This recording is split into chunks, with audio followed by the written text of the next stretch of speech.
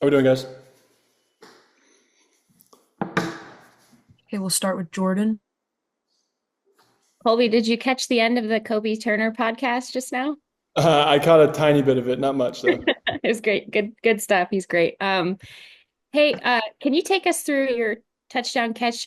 Obviously in the moment you're not necessarily seeing all the things Matthew is doing, Right. pre-snap and then during kind of the fadeaway throw a little bit to you Right. out of the boot. So can you take us through when you went back and you guys watched that play, all the little maybe some of the details that the casual person wouldn't see or that you enjoyed watching on second look?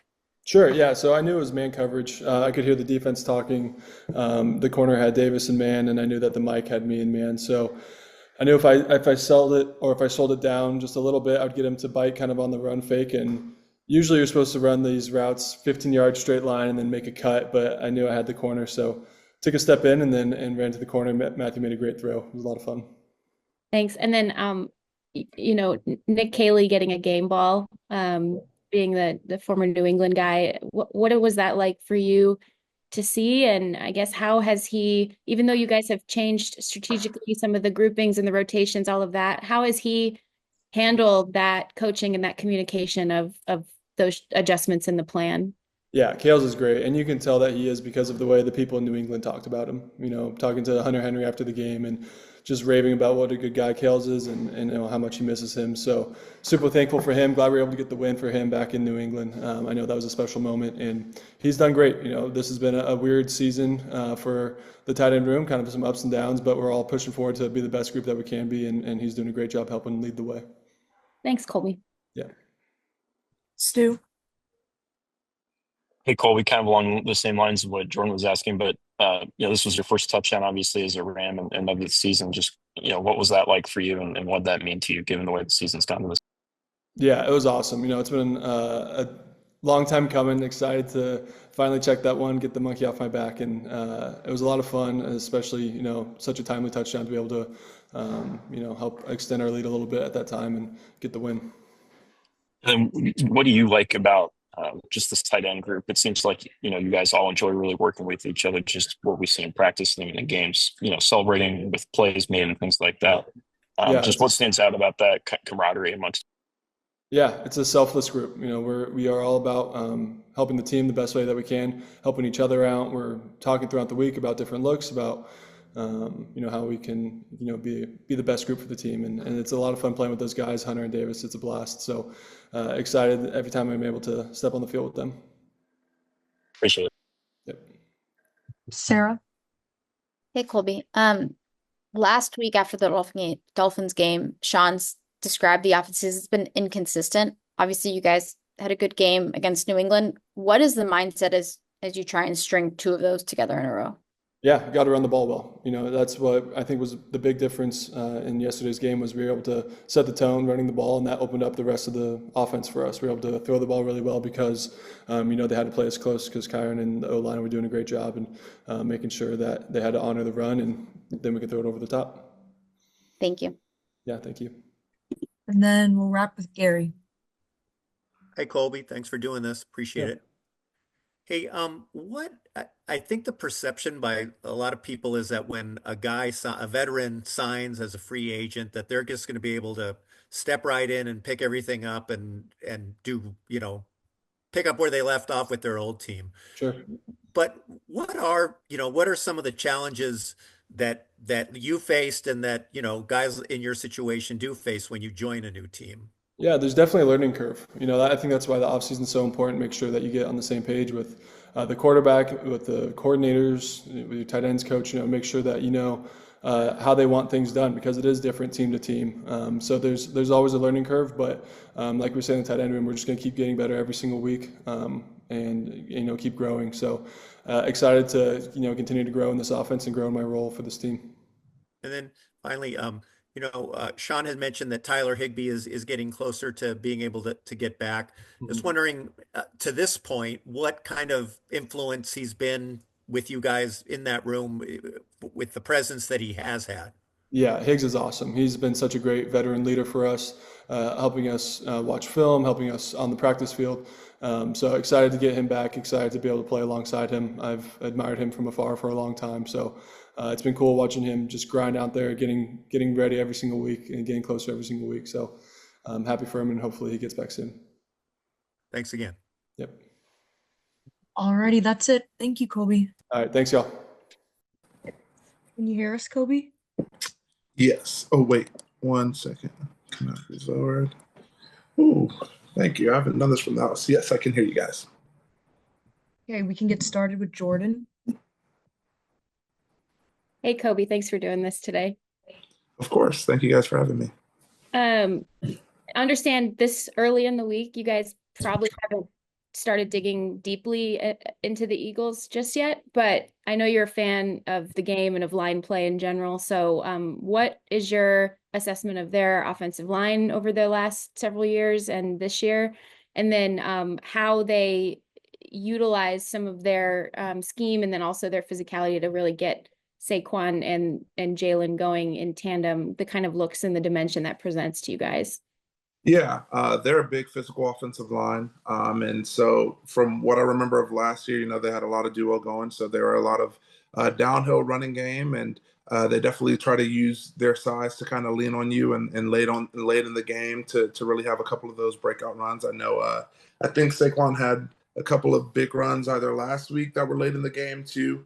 That kind of, they kind of wore down the Commanders line. And so they're a big physical group, and then when you have a big strong quarterback and Jalen Hurts, the tush push, obviously everybody kind of talks about that. And then when you have a guy like Saquon, right, like when we played him on the Giants, he's obviously an incredible running back, and he's a threat. And so we're gonna have to really do a good job of being able to show and win to our leverage. And then when you have a big physical line like that too, and you have a shifty back like Saquon or, guys like Jalen Hurts who can really extend plays, you have to make sure that you keep everything bottled up and that you're in the right place in the right time. Because if you're caught down the middle, you're not going to be able to see. And, then, that run could be out the gate and could be a touchdown. So big physical offensive line, it's going to be a challenge this week. And we're really, really excited about that opportunity. Yeah, it does seem like a point of enthusiasm for you guys. I know that especially sort of establishing yourselves as a unit has been such a point of emphasis since especially that Arizona game.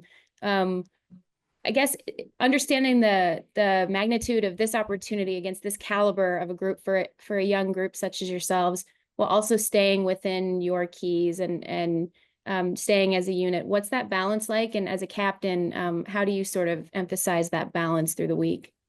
Yeah, so I think it comes down to, again, trusting that we have all of the pieces that we need. We have everything that we need to do to be able to put out a dominant performance on Sunday. We have everything that we need to do to pick up a win, and really that's all that matters. And so when it comes to, the emphases of this week, it's really urgency, right? Urgency in everything that we do, but earnest urgency in owning our job, and owning our responsibility. And it's gonna, I'm gonna continue to preach that nobody needs to do anything that's out of the ordinary. Nobody needs to do anything that's outside of the framework of the defense. All we need to do is work within what we already have, and be and excel in the game plan that we're going to have. And so I think that's going to be huge for us. It's a great opportunity. All of the guys are going to be hyped. It's going to be Sunday Night Football. Obviously back at home at SoFi, and to be able to play a really good opponent as well, and an NFC battle. There's no reason for us not to be hyped. And so it comes down to, again, this thing that Coach AC preaches to us pretty much every day is we train to standard, not to wins and losses. And so, when you're playing, to competition that might not be at where you believe that you are, that's especially important. And now when you're playing against really steep competition as well, that's also important. And it's important to remember that it's not about, let me just go out of the framework of the defense to go pick up this win or to do this thing. It's about how can we train to our standard? How can we emphasize our standard? And how can we have the urgency to go and get the task done? And the only thing that matters is coming out with the win on Sunday night. Thanks, Kobie. Mm-hmm. Wyatt? Hey, thanks for doing this, Kobie. Of course. On that strip sack from Braden Fisk, you guys run a little stunt move. Can you just take us through that play and what you saw in the execution of that? Yeah, so we've been we love our overload fronts. And so to be able to get an overload front, we have Hoyt walked up in the backside B gap to elicit a 5-0. Um, and that really sets us free. You know, on the front side, we have a 3v3. And so we queued up one of our stunts where I'm the penetrator first. We saw throughout the course of the week in film study that they leave a lot of space in between the A gap and the B gap. That guard will really set out wide. And so that allows, you know, for the stunt where I'm the penetrator going through the A gap and for a fist to be able to come around clean. And so we kind of had that chefed up all week. You know, we kind of like those interior stunts, or we really like a ton of our stunts out of our overload look. So really on any given week, we can, you know, cook up whatever we need for how they're going to block it. But we knew that that one should hit. And so on that one, I got a really good jump off the ball. I'm able to club the center's hand and get to my rip to try to put myself between me and the guard. And at that point in time, you know, Fisk gives a really good sell to the guard. He's able to make the guard kick out a little bit. And at that point in time, the center's put in a bind, right? It's either he, you know, stays on me and Fisk gets a strip sack like he did, or he comes off on Fisk and now I'm already in the crease. And so he made the decision to stay on me a little too long. Fisk came clean. I think it was pretty untouched. And it was just he would just stay on his track. That guy he's really quick with it too. So once his couple steps up, comes right under and is able to get a big hit on Drake. And then at that point in time, it's just a scramble to the ball. Me, BY, and Fist and Verse are always making jokes about who's going to be the sack leader in the room, and making jokes about pushing people off of the sack or boxing out people so that we can get full sacks instead of half sacks. And so I saw the ball and I saw BY was trying to go and get it too, but I just had one thing on my mind, and it was getting to the ball. So I just climbed over everybody, and BY did a good job. He was just being relentless. He went on the edge, and if Fist didn't get there, BY was there. And so that's kind of what you want, to be able to collapse the pocket like that. There's nowhere to go. Coverage is locked down for a couple of seconds, and that gives us enough time to be able to get back there. And Fist makes the game change and play. We're able to get the ball, and offense goes down and scores. So that's exactly how you draw it up. Yeah, for sure. And you play a lot of snaps for an interior D lineman, you know, and you're very active, you know, when you're in there. Do you do anything specific, either mentally or physically, to make sure that your motor stays up throughout the entire game? Yeah. So for me, that's playing with a high motor. That's just how I've always known how to play ball, right? Like going back to when I walked on at Richmond, you know, I wasn't sure on all of the techniques or everything, but one thing that I did know is that I'm going to make sure that nobody's playing harder than I am. And so that's something that's kind of followed me. And I feel like if I ever lose that, then that's just not who I am, you know? But I have been doing some things body wise to make sure that, you know, I'm ready to go. I've been getting multiple massages, doing hot tub, cold tub. I have a steam room here at the house, and then my pool's pretty freezing right now. So sometimes I'll do a little contrast between the steam room and the pool. And then I'm in there, you know, at treatment every day just to try to get my body right. You know, going from playing, I wasn't playing minimal snaps last year, but from playing, you know, less snaps last year to playing almost all of the snaps this year. It is an adjustment, and you think that you've done everything, and you think that you're doing everything right for your body, and then you get to week 2, week 3, and you're like, oof, like I gotta keep adding more things. I gotta do Normatec boots every night, or you know, just different things that you have to continue to add. And so that body work throughout the week has been a big emphasis for me. And honestly, if I feel fresh, then I'm going to play a whole lot better. And so that's really come in handy, and that's been allowing me to play with the motor that I play with as well. Thanks, Kobie. Thank you. Dennis? Hey, Kobie, how are you? Good. How are you? I'm doing good. Describe your growth from year one to where you are today. Yeah, it's kind of crazy. It doesn't feel like it's year 2 right now. Part of that too is just the energy of this group, right? It just feels like we've been together for way longer than we have been. But I feel like the main thing for me has been mentally. You know, I had ownership of a couple of packages last year, and that allowed me to excel. And now I'm kind of playing every single position, whether it be, you know, last week I was at the shade, I was at the 4, I was at the 3, I was at the 5. You know, I was at the 0. So now having to have ownership of all of that. But then also having a true ownership of the defense, right? Being able to have that C on my chest, that's not something that I take lightly at all. And the fact, again, that those guys chose me to be able to lead this group will always be one of the highest honors that I can ever get.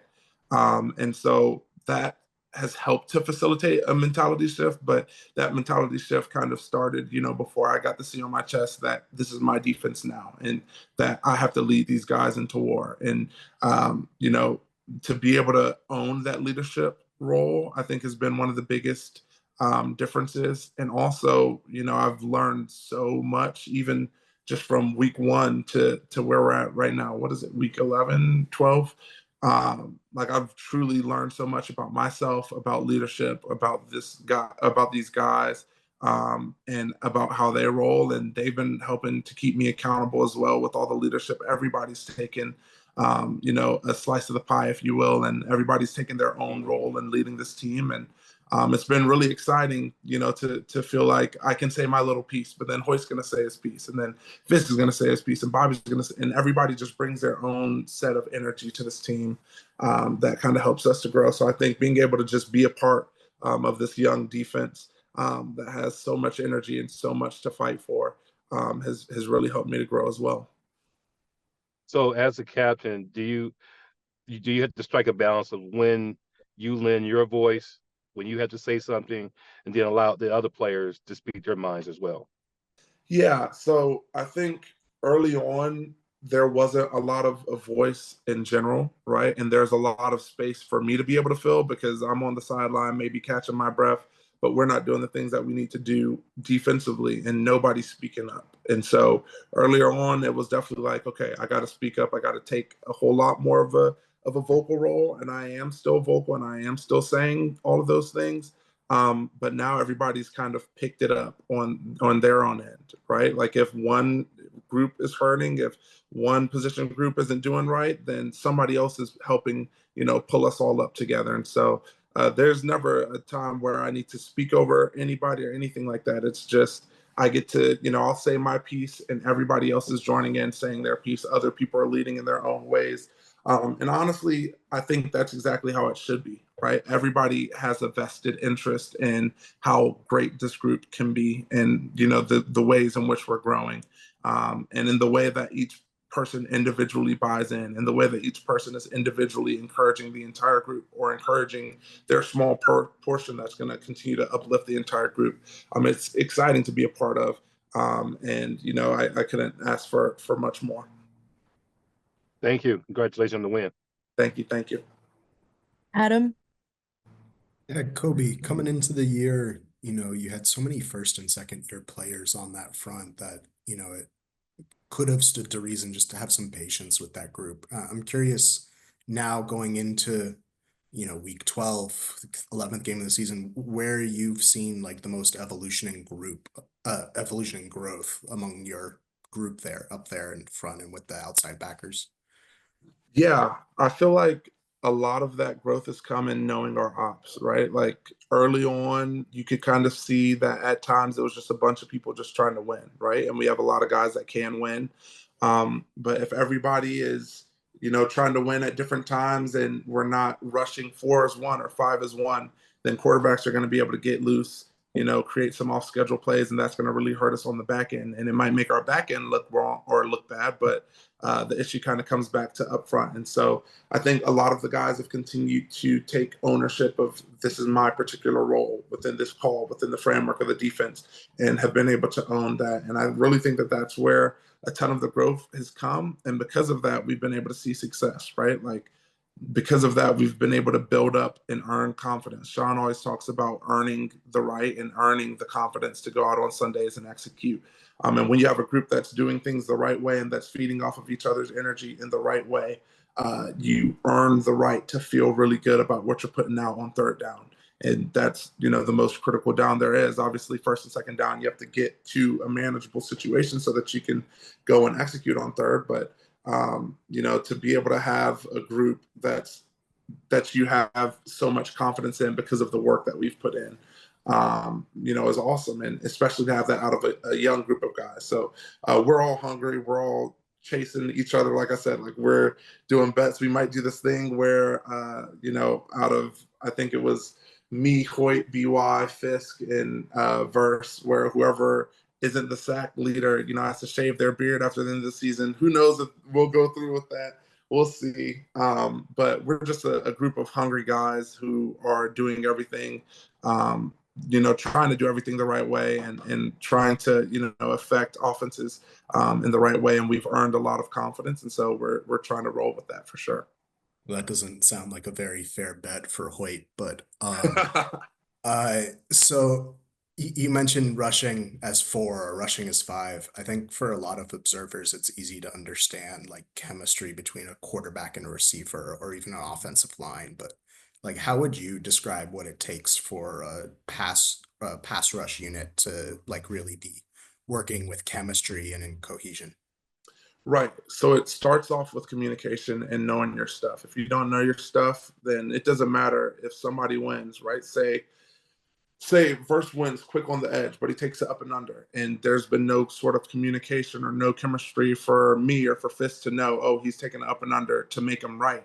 Then the quarterback's out and he's, flush to his left or to his right or wherever, and now he's able to make a play down the field or be able to scramble to move the chains. And so I think that's kind of what it comes down to, is everybody owning their role. We kind of talk about it as slices of the quarterback. So on any given 4-man rush, the interior D linemen are responsible for the depth of the pocket and for taking, the front hip of the quarterback, whether it be the front left hip or the front right hip. And the outside guys are responsible for closing in the pocket and for taking, the upfield shoulder of the quarterback. And so at any given time, or at any given play, all 4 of those rush lanes should be accounted for. And if you're running some sort of twist, then all you're doing is switching off the lane. So maybe I'm running a twist where I'm the penetrator and Versus looping up and under. Now I'm taking the high shoulder, and now Versus taking the near hip. And so it kind of comes down to understanding, 1, what exactly the play calls for, and then 2, understanding the type of rushers that you're working with, right? Like me working with Verse is different from working with BY, is different from working with Hoyt. And so understanding kind of what calls are going to be most beneficial, and then to also get a good understanding of how the offensive line is going to protect, right? Joe spends a lot of time explaining to us, in our pass rush meeting, what the protection looks like when the Y is close, or when they're in a gun far Y off situation. Maybe they're in a chipper look, or a punt pro look is where they're going to chip, or maybe they're going to Y slide and they're going to slide the center away from the Y. And this is the side where the one-on-ones are happening. And so essentially to be able to have a complete ownership of the rush plan, and then in knowing what the rush plan is, to be able to check out of some of those maybe stunts that you might call that will put you in a bad situation, right? Like if you're running a stunt into the slide that you don't like, to be able to call that off and just straight rush it, to be able to make sure that all 4 quadrants of the quarterback are contained. I think that's kind of what it comes down to when you're rushing 4 as 1 or 5 as 1, and then the last part too is just rushing with violence, right? You don't want to not rush. We have guys who can get after the passer. And so to be able to rush with violence and have so much ownership of the plan that you can go at it 100% and full speed and know that everything is covered, instead of having to go 75 and look around and be like, oh, like maybe Verse is going to take the inside, or maybe BY is going to take the inside move, or maybe Fisk is going to win high. You kind of know exactly what's going to happen through pre-snap communication, through just the communication of the call, and through understanding the personnel and who you're working with, to make sure that you keep quarterbacks contained. And ultimately, a lot of those sacks do happen when the pocket collapses in on a quarterback. It doesn't always happen when there's one quick win and somebody loses contain, or when there's one quick win and there's a big B gap or A gap crease. And so to be able to have complete ownership of that definitely helps. You mentioned your time at Richmond. Your journey from small school to Power 5 is something that you, Braden, Jared, and BY have in common. Michael's a small school guy too. I'm curious how much you feel like that informs the identity of that unit. It does. That's something like when the draft was happening, that was something that I was super excited about. And me knowing BY from pre-draft training, and when we both got drafted out here too, that was something that I was super excited about. Is you have guys who are used to flexing the muscle of I have to work to get this, right? Like when you come from a small school, nothing's just given to you. You don't just show up and you're just like, okay, like I'm gonna make it to the NFL. Like each of us have had to work our way up to be able to earn this opportunity. And so when that happens, that gives you complete confidence, right? Like it gives you confidence on days that you're doing great, and it gives you confidence on days where you're not doing so good, that regardless, the only answer, the only thing that we know is to go back to work, is to go back to the drawing board and to fight through it. And so that gives, the ability to have complete confidence that, okay, maybe it's not right now. Maybe it's not right on a Wednesday practice or a Thursday practice. But by the time Sunday comes, these are guys who have proven their entire career that they're workers. That's what they do. And so they're going to figure out a way to make sure that it's right by the time we get there on Sunday.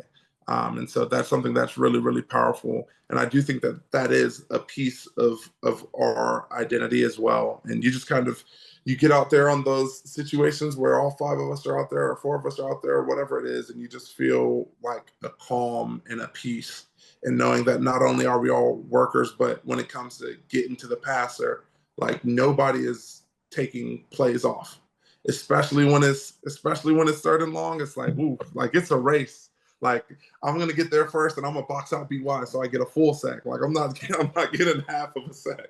So that gives you a ton of confidence for sure. Thanks, Kobie. Of course. Sarah? Hey, Kobie.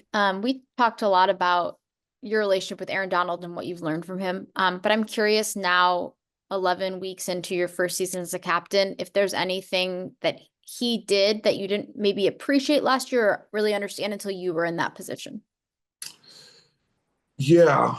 I think a lot of kind of how AD approached things worked because he had already proven himself for so long. And so everything that he did with his example already worked. Everything that he said, everybody already treated like gold because he had earned that right. And so even in talking to him early on in the season, where I'm like, okay, what do I need to be doing as a leader? Like we're not going in the direction that I want to go in.